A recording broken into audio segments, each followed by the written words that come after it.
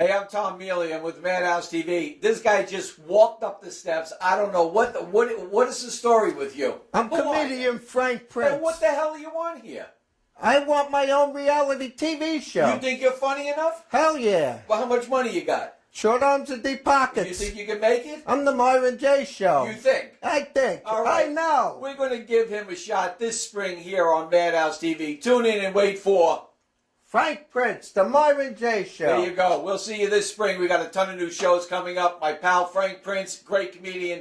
Wait to see him. Tune in to Madhouse TV this spring. Have a wonderful day.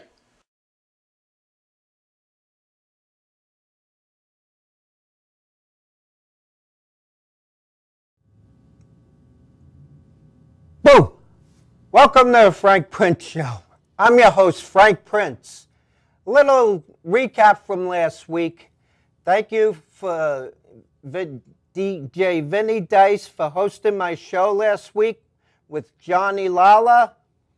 And he will be back next week with another special guest. Thank you so much. And here I have with me special guest comedian Les Baer. Thank you, Frank. Nice to be here. Thank you for being here. My pleasure. Now, what kind of work do you do? What kind of work do you do? Well, it's I sell about 7,000 items to mostly the food industry. I sell everything from napkins to toilet paper, so I got you covered on both ends. But that happens to be the truth. I work for a very large company, Imperial Bag and Paper, and we sell a lot of food places all over Long Island, New York, the whole United States, actually.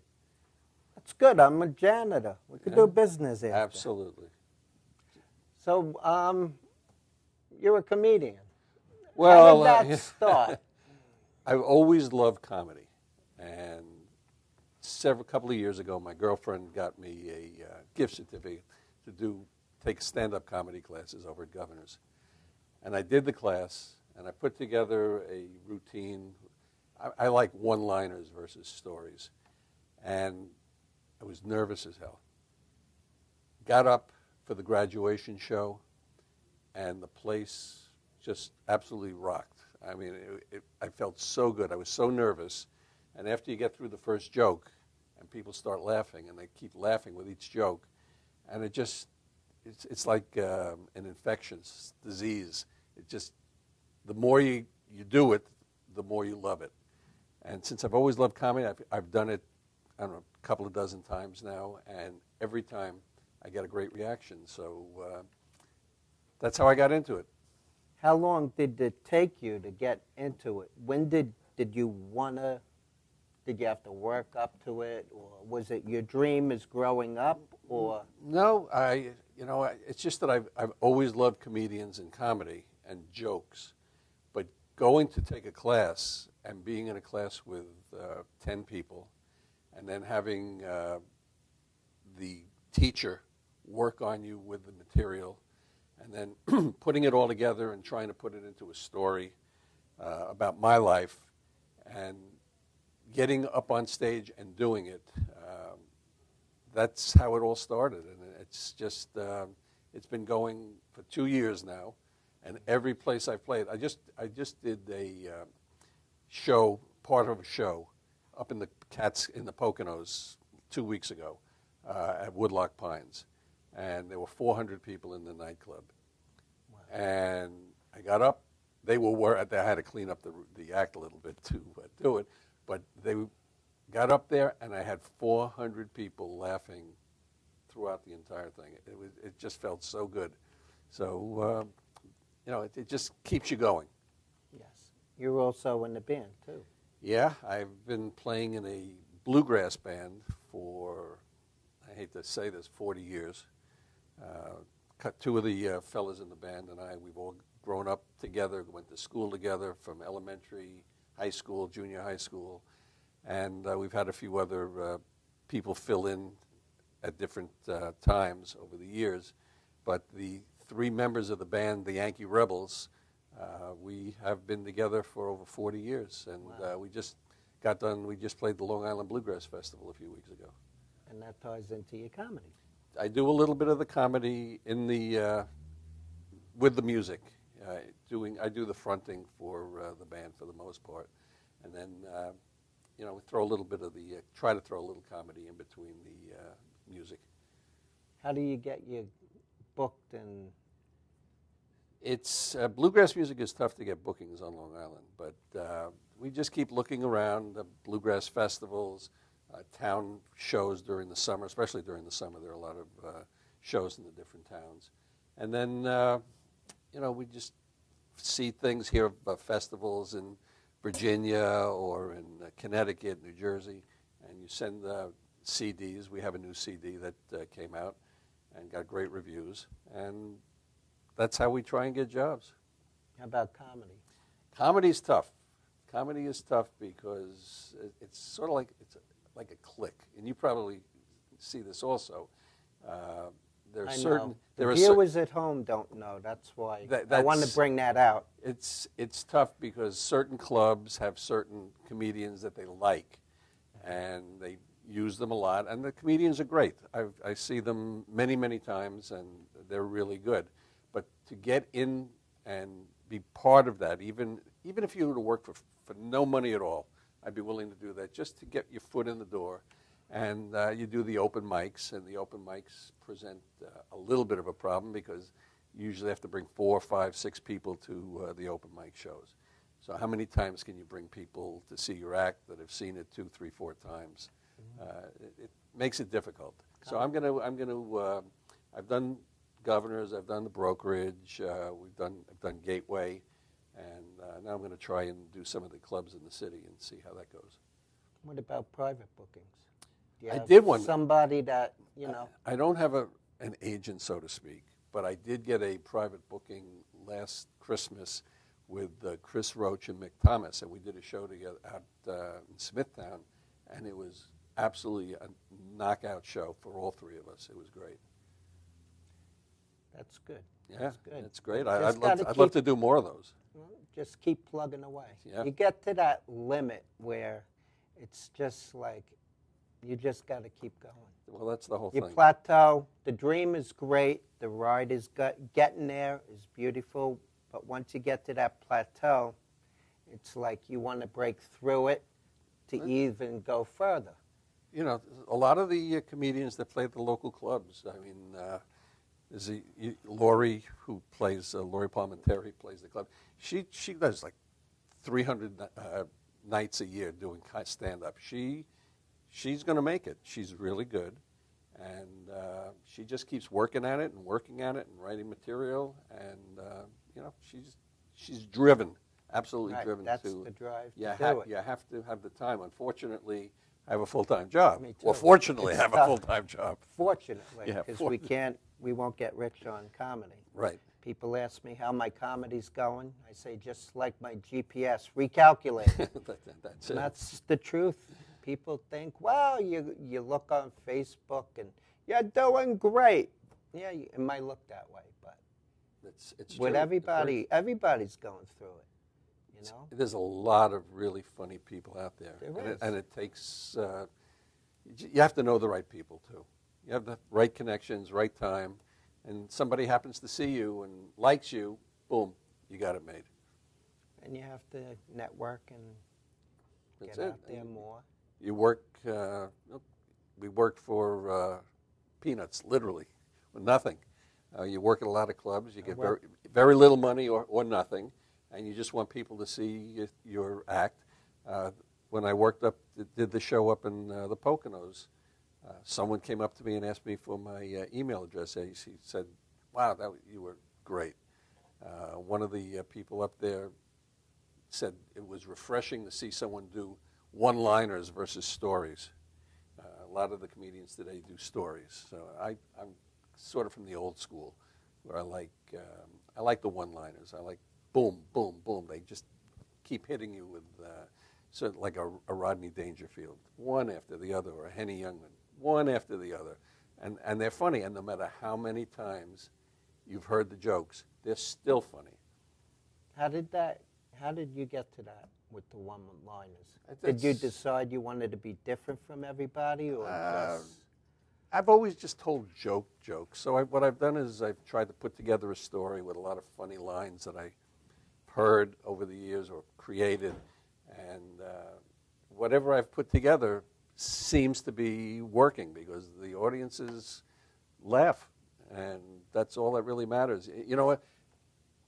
I think the bottom line is if people are laughing and finding it funny, it doesn't matter where it came from, how old it is. It really doesn't matter. The name of the game is to make people laugh and let them have a good time, and that's what is all about. That's right. You got to do it from the heart. Exactly. That's not going to get rich off it. You know, there are comedians out there today who get up and tell jokes, Right. jokes that have been around forever and ever and ever, and they tell them in such a way that you laugh no matter how many times you've heard the joke. I went to, not too long ago, there's a show in Manhattan, Old Jews Telling Jokes. Every joke in the show, I know. The way they did it, it's hysterical, and they're packing the house every night. They're great old jokes, but they're done in such a way, and people still laugh at these jokes. That's great. Yeah. So where do you see yourself going as far as doing more gigs and stuff like that? I am looking to go into Manhattan, like I said. I'm going to try some of these clubs in Manhattan. Hopefully, I can convince some of the people who run the clubs out here to put me on, even as an opening act, as an MC. I've done it. I can do that. I've been in front of a microphone for many years. I worked in radio for many years. So, that's not a problem for me. What's it like working in radio? Radio is it's a lot of fun. First, I worked at WVHC, which is now WRHU, over at Hofstra University. I've been involved with them for about 50 years. And right out of college, because the station is so good at what they do and the way they teach people, I got a job at the old WHN in Manhattan. I actually wrote news and sports, worked with Marv Albert way back when he was starting out, and programmed the music, worked with a lot of old names in radio. And then I worked for ABC News and CBS News. I was a writer and editor, and met a lot of great people, some of whom I'm still friendly with. And used to see Howard Cosell in the elevator all the time, and I'd say, "Nice to meet you." And he says, "The pleasure's all yours." Typical Howard Cosell. But it was great. Working in radio and working in news, it's a lot of fun. It's very exciting. I used to work with Bill Butel, Roger Grimsby, and it was radio news versus television news, and it's just constantly go, talking to Bill Butel when he was over in London, or Ted Koppel. He was the correspondent in Vietnam. Used to talk to him on the phone while he was calling in his report. So it was, I've had, it's a lot of fun in my life doing different careers. That's great. It's good improv, too. Yeah, absolutely. We're improving, too. That's it. That's what it is. Comedy's all over the place, everywhere you go. It's you talk to people and they listen to some comedians. Some comedians can be a little, off color. I don't usually, a couple of words here and there, but I don't like doing the off color stuff. But one of the comedians once said to me, "You cannot be afraid when you do comedy of offending somebody, because somewhere along the line, someone's going to be offended about something, no matter who you see." And I remember years ago when the space shuttle blew up. Horrible catastrophe. Within 30 minutes after that tragedy happened, there was a joke that started down on Wall Street and was filtered its way all over the country. And the joke was, what does NASA stand for? Need another 7 astronauts. Terrible tragedy, but a joke came out of it, and this is what happens all the time. In every tragedy, there's always, people will always find humor. It's comedy with the tragedy. Yeah, symbol. that's exactly right. Well, we're going to take a break. You're going to perform for us. Do I have to? Yeah. We're going to take a break. We'll be right back. Sit tight.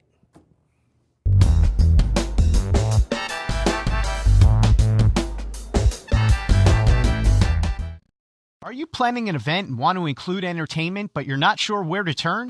Act1Entertainment.net has provided over 1,500 events with quality, affordable live entertainment at private parties, corporate affairs, festivals, bike rallies, and more. Act 1 will fit into your budget. They're friendly, reliable, and do all the legwork for you. They take all major credit cards. Log on to Act1Entertainment.net for a free, no-obligation price quote or call 631-758-3505 for a brochure. You'll be happy you did. Hey, I'm Tom Mealy from the Harrison Law Group. You know, soft tissue injury, that's no joke. This is what we do. We're not new at this game. Don't waste valuable time going to firms who don't get it and can't do it. Call 1-800-INJURY-LAW.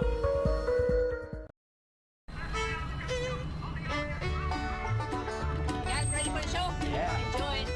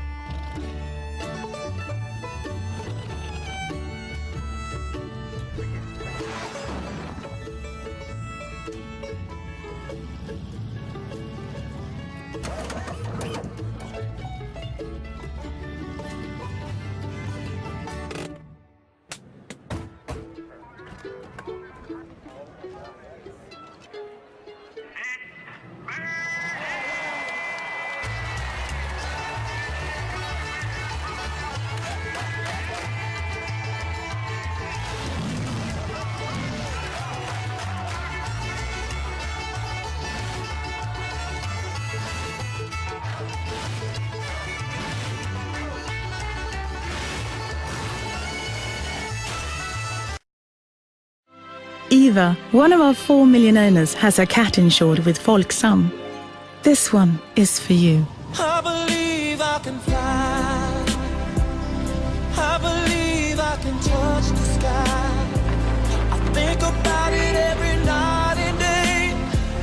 Spread my wings and fly away. I believe I can soar. I see me running through that open door. Visit folksam.se and tell us what makes your heart beat faster.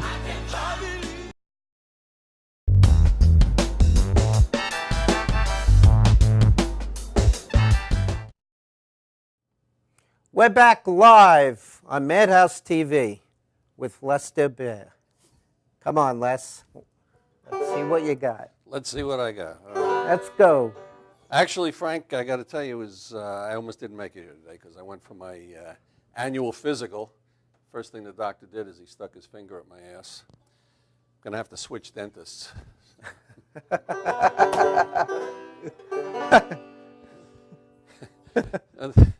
Yeah, do you think they should put the pictures of missing transvestites on cartons of half and half?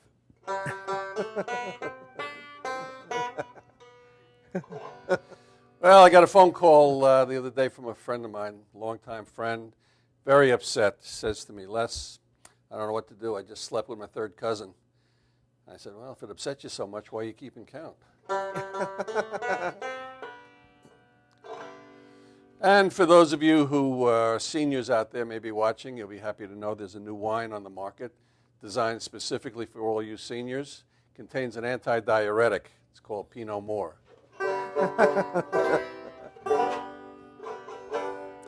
Well, I've been divorced for about 12 years now, and it's been a long time. In fact, so long I don't even remember my ex-wife's name. I just know her as plaintiff.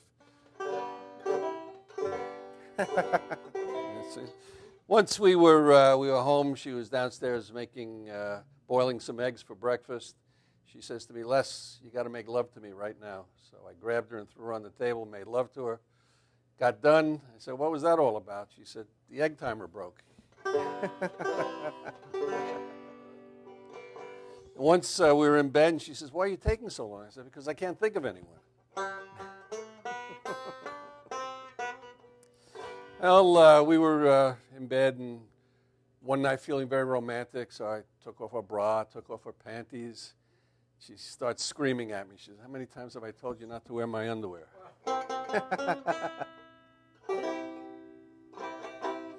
And so we decided to go for marriage counseling. And we go to the marriage counselor, and sitting right there on the desk in the waiting room, Cosmo magazine. Headline, big article in Cosmo magazine, the 6 biggest mistakes men make in bed. And I'm saying to myself, wow, that's like 2 a minute. So we go to the marriage counselor, we sit down with him, the marriage counselor says, "Tell me something that you guys have in common." I said, "Neither one of us likes to suck dick."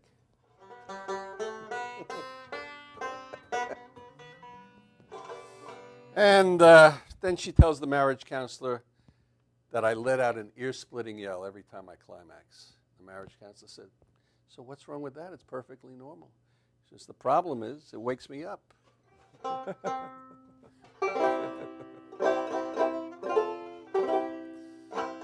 Well, we were married, and when we first got married, she used to say to me, "Les, every time we make love, it's like time stands still. We'd start at 9:25 and finish at 9:25. Then she has the nerve one day to say to me, "Les, I think you need a penis enlarger." So I went and got one. She was 25. Her name was Kathy. Things got so bad, I decided I was going to try and drown my troubles, but I couldn't get her to go swimming. And I even went to a hooker. Spent $500 for a hooker. Hooker says, "What would you like?" I said, "I just would like you to just lie still." She said, "For $500 you want me to lie still?" I said, "I'm not horny, I'm homesick." Well, the internet dating played a big part in my life, and I've had a lot of great dates off the internet. I dated this girl once who had very large breasts, but one was bigger than the other. And she entered a wet T-shirt contest. She took first and third. And then then I had this date with this girl. She was blind. And we got into bed, and she says to me, "Les, you got the biggest penis I've ever put my hands on." I said, "You got to be pulling my leg."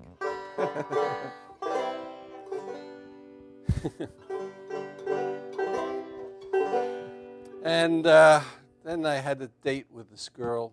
We went out for 3 months. She liked wearing edible underwear. 3 months and 10 pounds later. Well, I have a son who went to physical therapy school. He's a physical therapist now, but he almost got thrown out of PT school. Calls me up one day and he tells me what happened. He said he took an exam, and one of the questions on the exam was, "Name 2 things commonly found in cells." I guess blacks and Muslims was not the right answer. Well, I should have known things were not going to go well in school with him, because even when he was in elementary school, he comes home with his report card one day and he says, "Dad, here's my report card." I look at it, it's 3 F's and a D. I said, 3 F's and a D? How do you explain that? He said, "Obviously, I'm spending too much time on one subject."